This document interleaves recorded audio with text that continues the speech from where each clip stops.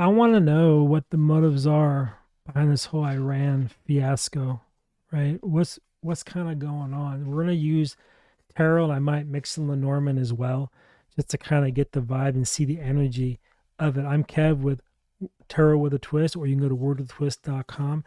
I'm just gonna do a quick little cross spread to get the energy of what's the motives, what's going on behind all this activity in the Middle East.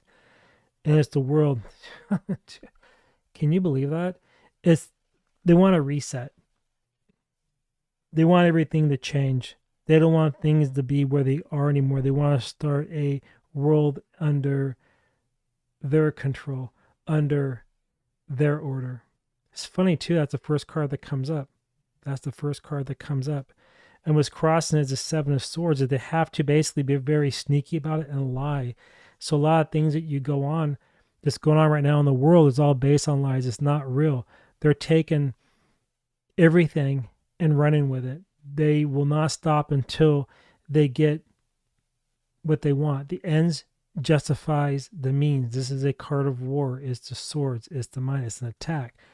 Swords slice and dice. And if you look at this card here, this character has every single sword on him. He's holding every single one of them, which means they're taking away your ability to think and protect yourself. And if you do, they'll shut you down. That's the overall vibe of what is going on right now over in the Middle East with Iran and whatnot. So it's going to go global because the world comes up in the center position. Now, what has brought us here as a King of Wands is that they want to have total control over all desires. So you're only going to do what they allow you to do. So all your passions and desires will be dictated by them. You'll no longer have the ability to think for yourself or be one with yourself because you'll be under constant scrutiny. Okay? That's what's driving this, is they want to have control over everything. And by war and corruption and taking things over, it actually takes away all your passion, all your desires, all your creativity. They want to basically make you numb and leave you with nothing. And since they have the control, they can do that because it's the King of Wands. Okay? Now, where they want to go, where they see themselves going with this, is the Six of Pentacles. This is really a crazy reading. I just covered this card in detail a while ago. And you see in the picture here, this guy is kneeling, looking for something. So what this is showing you is that they're going to give you what you just think that you deserve and not a penny more. And what's funny with this picture is that you beg with one. Please, please give me more. Please give me more. I can't eat. I'm starving. You have the five up here. So they want to keep you in a constant state of disarray, a constant state of chaos. That's where they're going. And I'm going to bring it up again because you keep hearing the narrative around digital identities, digital ID, digital currency. They only give you what you deserve. And if you don't listen, they take that away as well. Because this man has a lot of gold, but he's only going to offer him what he thinks he needs, just a pence and no more. Okay? And what's kind of driving this, what the known energy is above all of this, is the Eight of Cups. They want to leave behind what you want you to move somewhere different. So it's like they're forcing you from the past into their future. So they're going to break you emotionally and make you restart, make you start over. And what I find interesting about this card is there's three cups here in the shadows. That's your creativity being held back.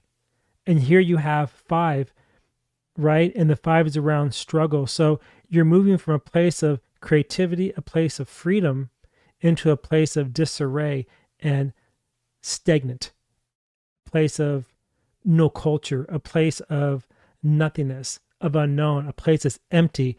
And the blue waters are emotional, right?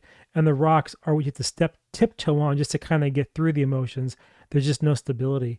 That's how I'm reading the Eight of Cups here, all right, with this imagery on this card. And what's playing along in the shadows beneath, what I'm seeing there is the Seven of Wands. They want to win. They will fight off everything at all costs. So in the shadow, as everything's being attacked, they're the one orchestrating it. They're the ones on top. They're not going to ever let go. So All the power belongs to them. So even though you think that everybody is fighting, they're really not. It's being orchestrated by this guy, right? So this is the Seven of Wands. So they've really assessed it. They know how to attack your fire. So when you try to attack back, they defend. And since they're on a cliff, they're in a better position for attack, so they can defend anyone coming at them, right? That's what's going on in the shadows. So they know what they're doing, and they're not going to let up. The only really path forward is for people to unite and kind of come together. Now, we're going to now throw down some Lenormand cards to see any more deeper energy we can pull out of this around what the real motive is in the Middle East, is really to control the world and to a shift of power and to change things is what we're feeling here. Okay. So I'm going to pull a couple cards here. We'll go with this one and this one and this one. So when I read Lenormand, I'm only doing 3. I may ask, no, I'm only going to do 3. The center cards always like the central energy or theme. And you have the birds. So, gosh, man, they're going to use the media to communicate what they want. They're going to use it to set agendas and narratives, because the birds in Lenormand's all around communication, gossiping, talking, and so forth. That's what birds do, right? They chatter. And that's the kind of vibe, when you think about that, is land on top of the world and on top of the Seven of Swords. So they're using this so they can steal and do what they wish to do.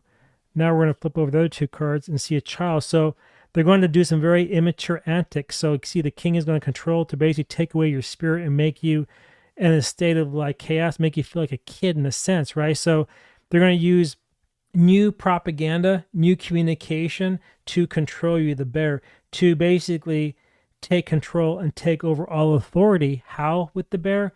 Well, the tarot says through finances, because it sits on top. And what's really wild about this, look very closely at this card. What card is that? That's the 6 of Pentacles, right? It's a 6. What card is that? It's a 15. It reduces to a 6, the bear. So they're in control through money, right? Here's a 12, 7, 21, 28, which is 10, a cycle. 12 is a 3, communication. 1 energy and 2 energy. It's basically the ones around what they're going to say. They decide how they're going to push it, and 3, they're going to release it. And then here you have a 13. What's funny too, in my system, as you've heard me say before, the kings are always a 4. What do you have here? 13, a 1 energy, new options through 3 communication. They're going to 4, bring in stabilization, king, to control your emotions and your desires and your passions. So everything you want to live for, they're going to take it away. That's the reading, and that's the vibe that I'm getting. Now, we're going to roll some dice to see what it has to say. Okay. And it gave us a 5. Whoo-wee. So,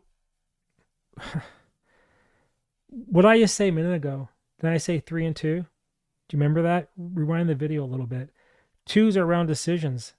And they're going to decide what they're going to 3 communicate to 5 you to bring you into struggle and strife, because the dice rolled a 5. Now, how would we fight back?